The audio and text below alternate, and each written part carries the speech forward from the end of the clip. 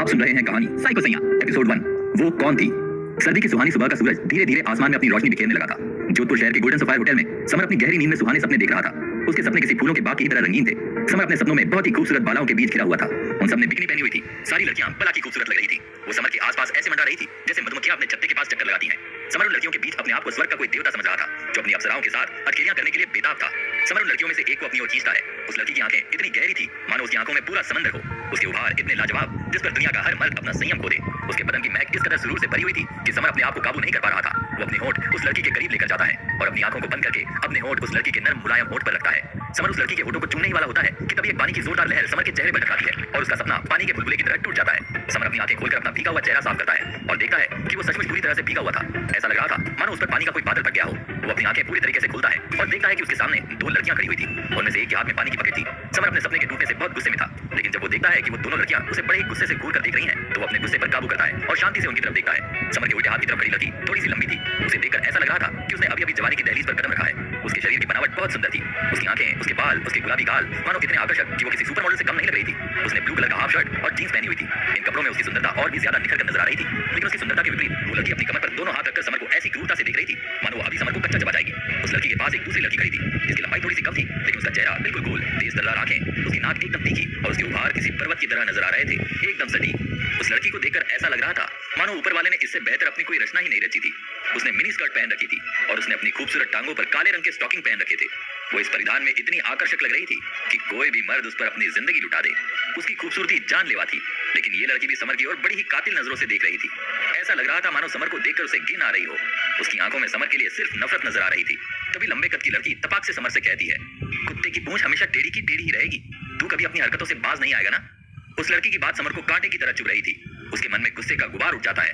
वो मन ही मन सोचता है कि पहले तो इसने मेरा इतना रंगीन सपना तोड़ा और ऊपर से ये मुझे कुत्ता कहकर बुला रही है। लेकिन समर अपने गुस्से को संभालता है और उस लड़की के पास खड़ी दूसरी लड़की की तरफ देखकर एक झूठी हंसी अपने चेहरे पर लाता है और कहता है, मेरी प्यारी श्रीमती, तुम यहाँ कैसे? समर ने अभी जो कहा क्या वो सही है? इतनी सुंदर लड़की जो किसी परी से कम नहीं लग रही थी, वो समर की बीवी। अगर कोई अजनबी ये बात सुनता तो वो इस बात से भौंचक्का रह जाता। जिस औरत को समर अपनी बीवी कहकर संबोधित कर रहा था वो एक बला की खूबसूरत औरत थी जिसकी खूबसूरती के नगाड़े पूरे जोधपुर शहर में बजते थे। इस लड़की का नाम है ईशा। ईशा जोधपुर के एक बहुत ही बड़े और मशहूर शेखावत परिवार की लड़की है। जोधपुर शहर में ईशा को एक सुंदर और ताकतवर बिजनेस वुमन के तौर पर जाना जाता है। ईशा बहुत ही होनहार लड़की थी जो सिर्फ अपनी उपस्थिति से ही लोगों के बीच अपना प्रभाव छोड़ दे। ईशा ने जब से अपना फैमिली बिजनेस संभाला था उसने शेखावत ग्रुप को बड़ी ही मेहनत के साथ सफलता की चोटियों पर पहुंचा दिया था। जोधपुर का हर कोई व्यापारी सिर्फ ईशा से मिलने और उसके साथ बिजनेस करने के लिए नेताओं से सिफारिश करता था और चाहता था कि ईशा उनके बिजनेस में इन्वेस्ट करके उन्हें भी कामयाब बना दे।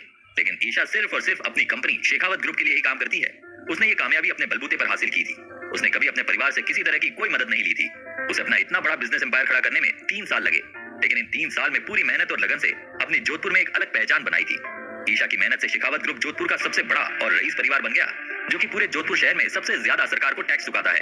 और कुछ ही दिनों में शेखावत ग्रुप के शेयर्स बॉम्बे स्टॉक एक्सचेंज में भी इशू होने वाले थे। ये सारी बातें साबित कर रही थी कि शेखावत खानदान बहुत ही जल्द सिर्फ जोधपुर में ही नहीं भारत के टॉप बिजनेस परिवारों में शामिल होने वाला था। वहीं ईशा की बगल में जो लंबे कद की लड़की खड़ी थी वो और कोई नहीं बल्कि शेखावत परिवार की दूसरी बेटी और ईशा की छोटी बहन प्रेरणा थी। प्रेरणा को फैमिली बिजनेस में कोई इंटरेस्ट नहीं था, लेकिन उसकी कलात्मक प्रतिभा कमाल की थी। वो अपने कॉलेज के दूसरे साल में थी, लेकिन उसकी उपलब्धियां उसकी उम्र से कहीं ज्यादा थी। वो अपनी छोटी सी उम्र में ही कई एड फिल्म्स कर चुकी थी। उसका टैलेंट देखकर मुंबई की एक बड़ी टैलेंट एजेंसी ने प्रेरणा को साइन कर लिया था। प्रेरणा सिंगिंग और एक्टिंग के फील्ड में करियर बनाना चाहती थी और उसकी काबिलियत और मेहनत से उसका सपना भी सच होता नजर आ रहा था। प्रेरणा भी इंडिपेंडेंट ख्यालों वाली लड़की थी जो अपनी प्रतिभा और सपने में विश्वास रखती है। उसकी इन सभी बातों की वजह से शहर के ज्यादातर अमीर परिवारों की नजर प्रेरणा पर थी। वो चाहते थे कि प्रेरणा उनके घर की बहू बने। कुल मिलाकर प्रेरणा जोधपुर शहर में किसी सेलिब्रिटी से कम नहीं थी। इन दोनों बहनों से विपरीत समर नाटा काला सा भद्दा दिखने वाला इंसान था, लेकिन समर एक ताकतवर नौजवान था। समर के ना ही नैन नक्श अच्छे थे ना ही उसका कद। उसके सर के बाल भी एकदम पतले और रूखे से थे। अगर कोई जोधपुर के रईस परिवार का लड़का समर को ईशा की कही बात सुन लेता तो वो सोच में पड़ जाता। इतना बेहुदा आदमी ईशा जैसी सुंदर और हुनरमंद लड़की का पति। कोई भी इस बात को पचा नहीं पाता क्योंकि ये बात ऐसी थी जैसे धरती के दोनों हिस्सों को एक साथ मिला देना। खैर, समर की बात सुनकर ईशा अपनी आंखों की भौहें ऊपर चढ़ाकर समर से गुस्से में कहती है, मैंने कहा था ना मुझे बाहर सबके सामने अपनी बीवी कह के मत पुकारना। ये बात कहते वक्त ईशा की आंखें पूरी तरह लाल हो जाती हैं, जैसे वो अपने गुस्से से समर को बस नहीं करने वाली हो। समर मन ही मन सोचता है, बाहर नहीं तो घर में अकेले में वो ईशा को अपनी पत्नी तो बुला ही सकता है। लेकिन ये सच है कि समर ईशा का पति ही है। अगर ये सच है तो ईशा से जो भी लड़के मन ही मन उससे प्यार करते हैं उनका दिल तो टुकड़ों में बंट जाएगा और जब वो समर जैसे भद्दे इंसान को देखेंगे तो पक्का ही वो सब नदी में कूदकर अपनी जान ही दे देंगे। समर ईशा की बात सुनकर चेहरे पर एक झूठी मुस्कान लाता है और कहता है, जान, तुम फिक्र मत करो। इस कमरे में तो तुम्हारे और तुम्हारी बहन प्रेरणा के अलावा तो और कोई नहीं है। समर की बात सुनते ही प्रेरणा अपनी कमर पर हाथ रखकर किसी शेरनी की तरह दहाड़ते हुए समर से कहती है, किसने कहा कि यहाँ कोई नहीं है? क्या तुम अंधे हो या हमें अंधा समझ रहे हो? प्रेरणा की बात सुनकर समर को कुछ समझ में नहीं आता। प्रेरणा समर की बेवकूफी वाली हालत देखकर पूरे गुस्से से समर से कहती है, अरे शक्ल और अकल से भी अंधे आदमी, जरा अपने बिस्तर पर पलट कर तो देख कि कौन है वो और इस कमरे में। समर को अभी प्रेरणा की बात पल्ले नहीं पड़ रही थी। वो ये कहते कहते पलटता है कि कौन है मेरे बिस्तर। वो अपनी बात खत्म कर पाता उससे पहले ही उसकी बोलती बंद हो जाती है। उसकी आंख इतनी बड़ी हो जाती है जैसे उसने कोई बहुत ही भयानक चीज देख ली हो। उसकी हालत देखकर ऐसा लग रहा था जैसे उसके शरीर से उसकी आत्मा जल्द ही निकलकर हवा में धूमिल होने वाली हो। समर हड़बड़ाहट में कहता है, कौन हो तुम और मेरे बिस्तर में क्या कर रही हो?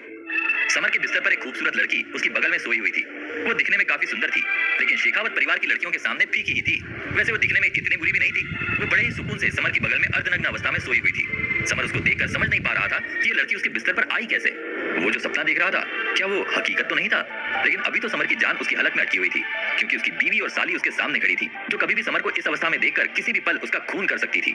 समर एक बार फिर पूरी हिम्मत जुटाकर उस लड़की से कांपती हुई आवाज में पूछता है, कौन हो तुम? बताओ, और मेरे बिस्तर पर क्या क्या कर रही हो? समर की बात सुनकर उस लड़की के चेहरे पर एक हल्की सी मीठी मुस्कान आ जाती है। वो समर के करीब आकर मादक आवाज में कहती है, जाने मन, कल की रात बहुत ही शानदार थी। आज तक मुझे इतना सुख किसी ने नहीं दिया। जिस तरीके से तुमने मेरे बदन के हर एक कतरे को अपने आगोश में लिया, आज तक किसी भी मर्द ने मुझे ऐसा सुकून नहीं दिया। तुमने कल रात पूरी तरह से मुझे तृप्त कर दिया। मैं तुम्हें और इस बीती रात को कभी नहीं भूलूंगी, और मैं भी उम्मीद करती हूँ कि तुम भी मुझे और हमारे साथ बिताए पल को कभी नहीं भूलोगे। समर उस लड़की की बात सुनकर किसी मंदबुद्धि बालक की तरह उसको घूरता है, जैसे उसे कुछ पता ही ना हो कि उसके साथ इतनी बड़ी घटना घट चुकी है। वो लड़की समर के इस बर्ताव को नजरअंदाज कर देती है। वो ब्लैंकेट से बाहर निकलती है, अपनी ब्रा के दो खुले हुए हुक लगाती है और पास में ही रखे अपने लॉन्ग शर्ट को पहन लेती है। आखिर में अपने हाई हील्स पहनकर आंखों पर सनग्लासेस लगाती है और समर से कहती है, जाने मन, तुम एक ताकतवर मर्द हो जो किसी भी औरत का सपना पूरा कर सकते हो। हम बहुत ही जल्द मिलकर एक और रात रंगीन करेंगे। वो लड़की ये बात कहकर समर के गालों पर किस करते हुए जाते जाते प्रेरणा को अजीब सी नजरों से घूरती है और कमरे से बाहर निकल जाती है। समर के सामने ये जो दृश्य चल रहा था उसे कुछ समझ में नहीं आ रहा था कि वो क्या करे और क्या ना करे। एक तरफ वो अजनबी लड़की उसे ताकतवर मर्द संबोधित करके जा रही थी, और वहीं दूसरी तरफ उसकी पत्नी ईशा और उसकी साली प्रेरणा ने उसे एक अनजान अधनंगी लड़की के साथ एक ही बिस्तर पर देख लिया था। समर के चेहरे पर मानो हवाइयां उड़ रही थी। आज मानो वो इन दोनों लड़कियों के गुस्से से भगवान को प्यारा होने वाला था। प्रेरणा समर को पूरे गुस्से से कहती है, क्या कहा उस लड़की ने कि तुम पूरी तरह से तुम ताकतवर मर्द हो? तुमने उसकी प्यास को बुझाया है। वो फिर से तुम्हारे साथ रात रंगीन करना चाहती है। तुमने उसके रोम रोम को छुआ है। तुम किसी भी लड़की की मनोकामना पूरी कर सकते हो। समर, तुम एक काम क्यों नहीं करते? तुम मेल प्रोस्टिट्यूट क्यों नहीं बन जाते? फिर बुझाते रहना दूसरी औरतों की प्यास। कम से कम मेरी बहन का तो पीछा छोड़ दो। प्रेरणा की ये बात किसी तीर की तरह समर के दिल पर चुभी थी। वो प्रेरणा को कहता है, तुम बेकार की बातें करना बंद करो। मैं सच में नहीं जानता कि वो लड़की कौन थी और वो मेरे बिस्तर पर कैसे आई। समर का चेहरा किसी मासूम कुत्ते की तरह हो गया था। उसकी दुनिया कुछ ही पलों में इधर से उधर हो गई थी। समर की बात सुनकर प्रेरणा बड़े ताव से समर को कहती है, क्या कहा? तुम्हें नहीं पता कि वो लड़की कौन थी? अब ये मत कहना कि वो खुद तुम्हें ढूंढते हुए तुम्हारे बिस्तर तक आ पहुंची, और जब वो तुम्हारे साथ अपने कपड़े उतारकर तुमसे लिपट कर सोई तो तुम्हें पता ही नहीं चला। इतने भोले तो तुम हो नहीं। तुम्हें जिसके भी साथ अय्याशी करनी है करो, लेकिन मेरी बहन का पीछा छोड़ दे। तेरे जैसे नालायक आदमी के साथ मेरी बहन एक मिनट भी और नहीं गुजारेगी। प्रेरणा की बात सुनकर समर ईशा की तरफ बड़ी ही नर्म नजरों से देखता है, जैसे ईशा उसका साथ देगी और उसकी बहन प्रेरणा को समर से बदतमीजी से बात करने के लिए डांटेगी। लेकिन ईशा समर से